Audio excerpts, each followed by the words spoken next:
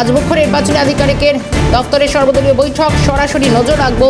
রয়েছেন আমাদের সঙ্গে খালেদ জামাল, আমাদের প্রতিনিধি। খালেদ, সকাল 10টায় বৈঠকের আয়োজন ছিল, এখনো পর্যন্ত কি আপডেট পাচ্ছ? বৈঠক কি শুরু হয়েছে?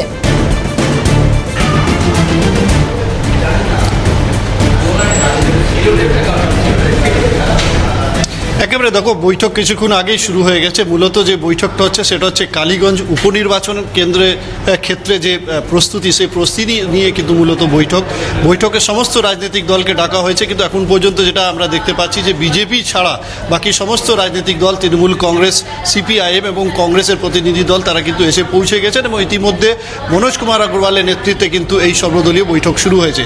তোমাকে জানিয়ে রাখি যে এর প্রেক্ষাপট হচ্ছে যে কালীগঞ্জের যিনি বিধায়ক অর্থাৎ নাসরুদ্দিন আহমদ, তিনি কিন্তু ফেব্রুয়ারি 1 তারিখে প্রয়াত হয়েছিলেন। তারপরে কিন্তু যেটা নির্বাচনী যে বিধি রয়েছে সেই অনুযায়ী কিন্তু 6 মাসের মধ্যে একটা বিধানসভা কেন্দ্রে উপনির্বাচন করতে হয়। সেক্ষেত্রে এই যে নির্বাচন, কালীগঞ্জে যে নির্বাচন রয়েছে তার কিন্তু মেয়াদ শেষ হচ্ছে 31শে জুলাই।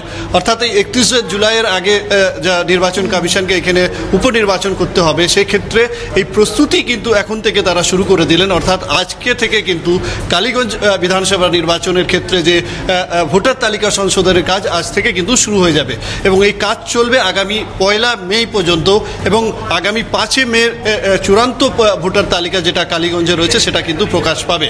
এবং তার আগে কিন্তু সমস্ত রাজনৈতিক দলের সঙ্গে বৈঠক করে বিশেষ করে এই কালীগঞ্জের বিধানসভার ক্ষেত্রে যে ভোটার তালিকা রয়েছে তার সংশোধনের কাজ কিভাবে হবে বা তাদের অভাব অভিযোগ কি রয়েছে, তারা কি চাইছেন, কিভাবে ভোটার তালিকা সংশোধন করা যায়, সমস্ত সামগ্রিক বিষয় নিয়ে কিন্তু মূলত আজকে বৈঠকে আলোচনা হবে।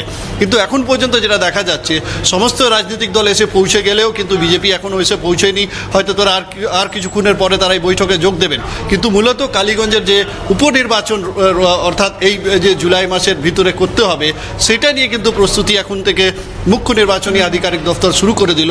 বিশেষ করে নবনিযুক্ত যিনি মুখ্য নির্বাচনী আধিকারিক রয়েছেন মনোজ কুমার আগরওয়াল, তার নেতৃত্বে কিন্তু আজকে তার সমস্ত যে অতিরিক্ত মুখ্য নির্বাচনী আধিকারিকরা রয়েছেন তাদের সঙ্গে কিন্তু এই মুহূর্তে সমস্ত রাজনৈতিক দলের বৈঠক চলছে, যাতে আগামী দিনে এই কালীগঞ্জ বিধানসভা উপনির্বাচনের ক্ষেত্রে যাতে নির্বাচন সুষ্ঠু এবং অবাধ হতে পারে এবং তার আগে যে ভোটার তালিকা সংশোধনের কাজ রয়েছে সেটা যাতে সামগ্রিকভাবে চূড়ান্তভাবে যাতে স্বচ্ছ এবং নির্ভুল তালিকা তৈরি হয়, সেই সিদ্ধান্ত নেওয়ার জন্যই কিন্তু আজকে মূলত এই বৈঠকের যোগ দিয়েছেন সমস্ত। একটা বিষয় জানার চেষ্টা করে, একদিকে যেরকম বিধানসভা নির্বাচনে এগিয়ে আসে, তার আগে একটা অলরেডি দামামা বেজে গিয়েছে, কিন্তু বিষয় হচ্ছে উপনির্বাচন হোক, পঞ্চায়েত হোক বা যে কোনো ক্ষেত্রে সমবায় নির্বাচনের ক্ষেত্রে আমরা দেখি বিভিন্নভাবে যে গণ্ডগোল, যে অশান্তির পরিবেশ কার্যত দেখা যায়। কখনো কখনো বাহিনী দিয়েও সমবায় নির্বাচন করা যে দাবি কখনো কখনো উঠছে।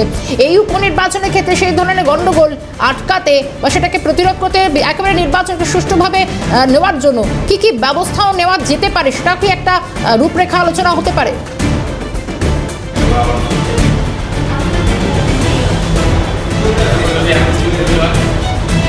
একেবারে দেখো, যারা রাজনৈতিক দল রয়েছে তারা কিন্তু এই দাবিটা নিশ্চিতভাবে তারা তুলবেন। তার কারণ হচ্ছে যে নিরাপত্তা ব্যবস্থা যে কোনো নির্বাচনের ক্ষেত্রে একটা গুরুত্বপূর্ণ ভূমিকা পালন করে এবং সেক্ষেত্রে সমস্ত রাজনৈতিক দল চায় যাতে শান্তিপূর্ণ অবাধ নির্বাচন হয়।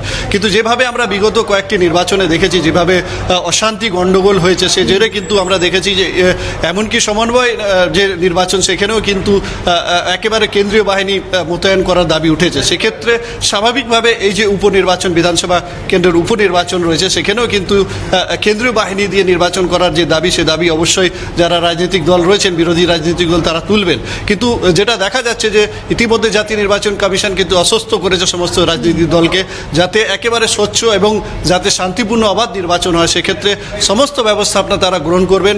কোনো রকম অপ্রীতিকর ঘটনা যাতে না ঘটে তার জন্য আগাম সতর্কতা তারা অবলম্বন করবেন এবং তার পাশাপাশি যাতে এই নির্বাচনী নিরাপত্তা যাতে সুনিশ্চিত হয়, সেটা কিন্তু একদিকে জাতীয় নির্বাচন কমিশন দেখবে, অন্যদিকে মুখ্য নির্বাচনী আধিকারিক এবং জেলা নির্বাচনী আধিকারিক যারা রয়েছেন তারা কিন্তু এটা নিশ্চিত করবেন।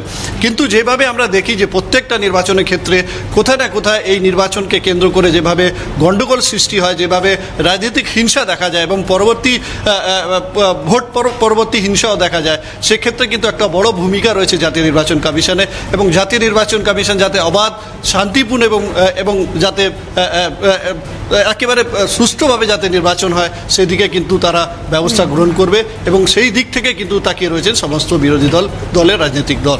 একেবারে এই বৈঠক শেষ হওয়ার পর নির্যাস কি বেরিয়ে আসে সেদিকে আমাদের নজর থাকবে। খালেদ, ধন্যবাদ জানাই। সরাসরি ছিলেন প্রতিনিধি খালেদ জামাল।